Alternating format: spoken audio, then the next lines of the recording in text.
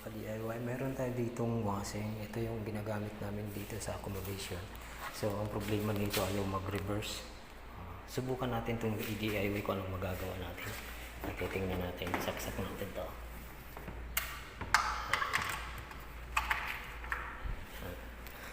Tingnan natin kung bakit ayaw mag-reverse.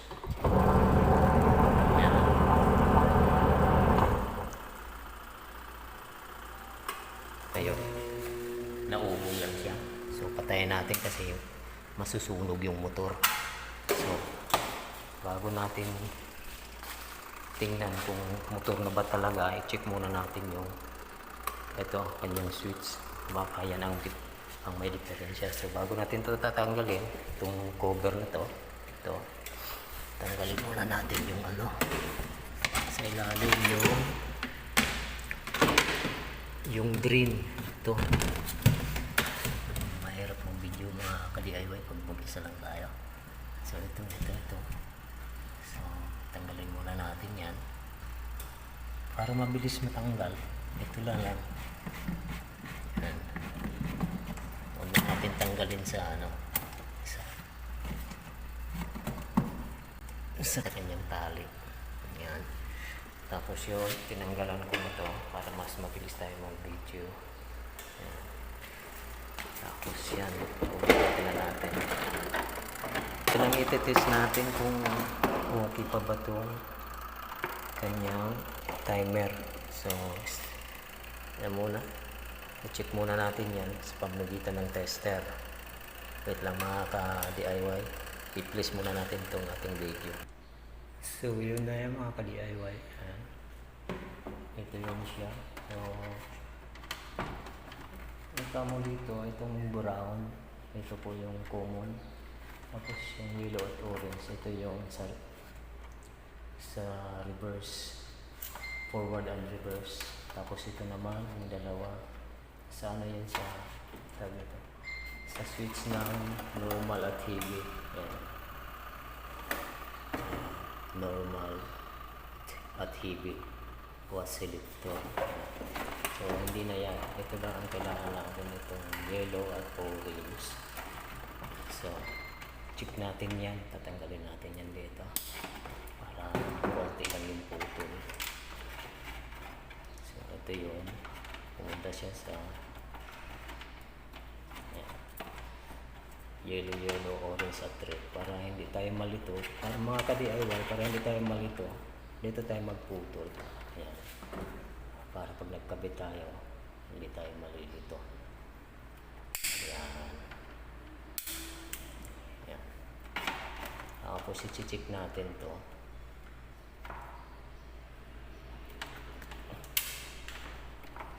Kung okay ang kanyang timer. Pag okay ang kanyang timer, no choice na talaga, hindi, motor na talaga ang papalitan.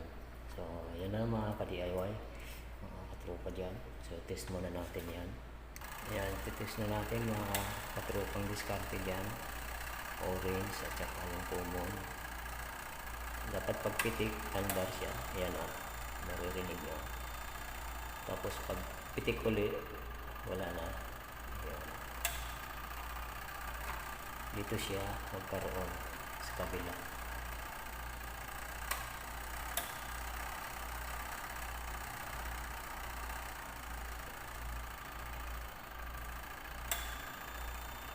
Yan.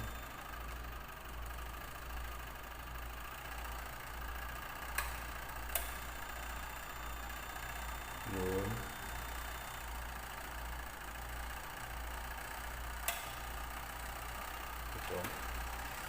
Ito siya sa kabila. So parang defective na itong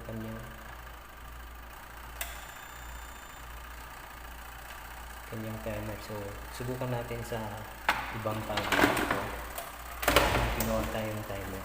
So try natin kung mag-reverse siya dito.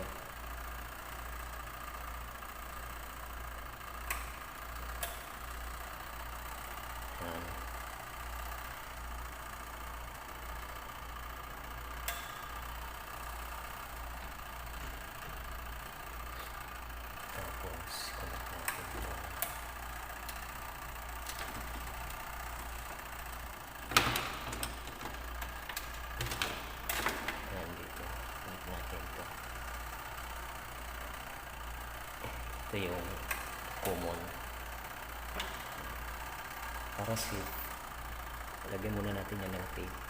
Yan, palit muna palit natin kung timer na bago. Tingnan natin kung magre-reverse ba siya. So yan, saksak na natin. Buksan muna natin yan. Tapos saksak natin siya. Ayan na. Tingnan natin kung magre-reverse. Yun, nagre-reverse na siya mga kadiskarte. So ayun na. Sira lang yung timer. Pinalitan natin. Ayan, nagre-reverse na siya.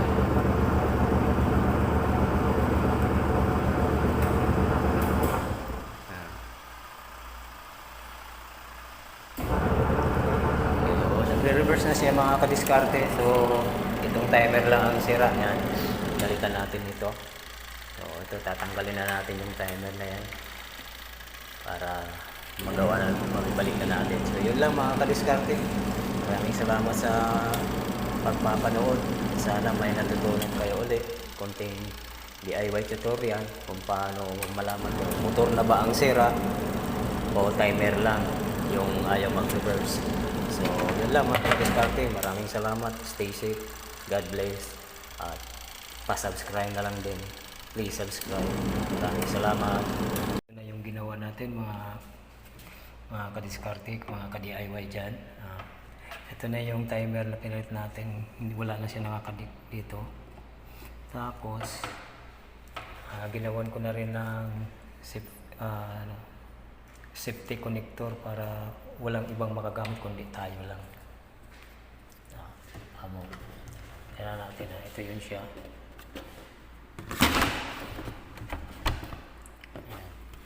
Kakabit natin ito dito. Kakabit natin ito.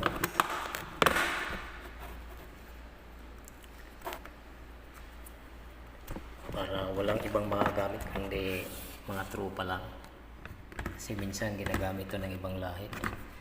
Ayan. Nakakabit na yan. Tapos nakasaksak na doon. Mabubuksan natin. Ito na rin ang pang-iikot natin.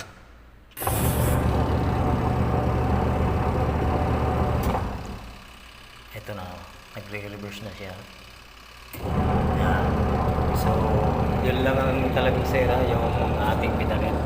Kaya natin mamamatay yan pag tinanggal natin ito dito.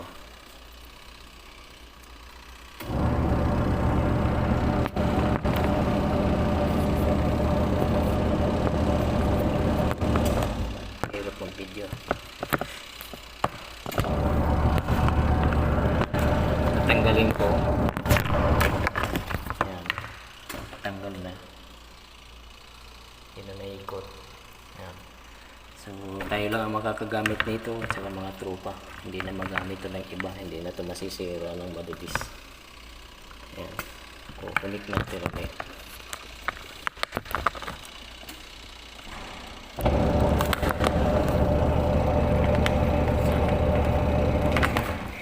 So yun na mga kadiskarte. Ganun lang din. Maraming salamat sa panonood.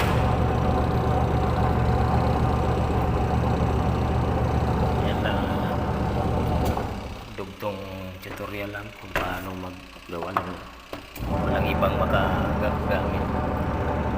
Kasi dito common. Maraming salamat. God bless.